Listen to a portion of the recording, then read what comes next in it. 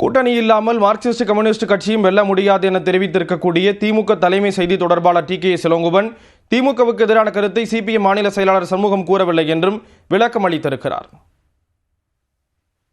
அவர் சொல்வது என்பது இந்த இப்பொழுது வலிமையான கூட்டணி வேண்டும், அதற்கு நாங்கள் திமுகவோடு இணைந்து நிற்கிறோம் என்ற கருத்தை தான் அவர் சொல்லியிருப்பார் என்று நான் நினைக்கிறேன். காரணம், கூட்டணி இல்லாமல் திமுக வெற்றி பெற முடியாது என்பதையும் தாண்டி கூட்டணி இல்லாமல் கம்யூனிஸ்ட் கட்சியும் வெற்றி பெற முடியாது.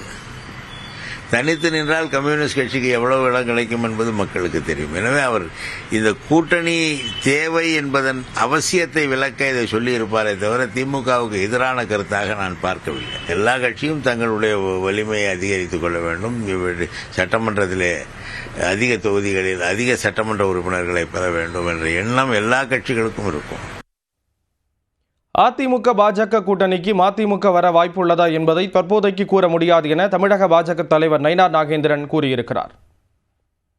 கூட்டணியை பொறுத்தவரையிலும் நிறைய பேர் பாரதிய ஜனதா கட்சிக்கு வருவார்கள். தேசிய ஜனநாயக கூட்டணி வருவதற்கான நிறைய வாய்ப்புகள் இருக்கிறது. தேசிய ஜனநாயக கூட்டணி சேருவதற்கான நிறைய வாய்ப்புகள் இருக்கிறது. அதை பற்றி நான் இப்போ உங்களுக்கு சொல்ல முடியாது. இந்த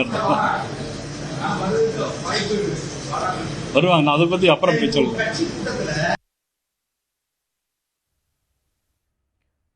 இரண்டாயிரத்து 26 சட்டமன்ற தேர்தலை எதிர்கொள்வது குறித்து பாமக மகளிரணி நிர்வாகிகளுடன் அக்கட்சியின் தலைவர் அன்புமணி ராமதாஸ் ஆலோசனை நடத்தினார். பாமகவில் ராமதாஸ் அன்புமணி இடையே நிலவும் கருத்து மோதல் ஒருபுறம் இருக்க, இருவரும் தனித்தனியாக கட்சி நிர்வாகிகளை சந்தித்து வருகின்றனர். இதில் பாமக மாவட்ட செயலாளர்கள் உள்ளிட்டோரை பல கட்டங்களாக சந்தித்து அன்புமணி ராமதாஸ் ஆலோசனை மேற்கொண்டார். அதன் ஒரு பகுதியாக பாமக மகளிரணி நிர்வாகிகளுடன் அன்புமணி ராமதாஸ் ஆலோசனை நடத்தினார். 2026 சட்டமன்ற தேர்தலில் பாமகவின் செயல்பாடுகள் குறித்து மகளிரணி நிர்வாகிகளுடன் அன்புமணி ஆலோசனை நடத்தியதாக தெரிவிக்கப்பட்டுள்ளது.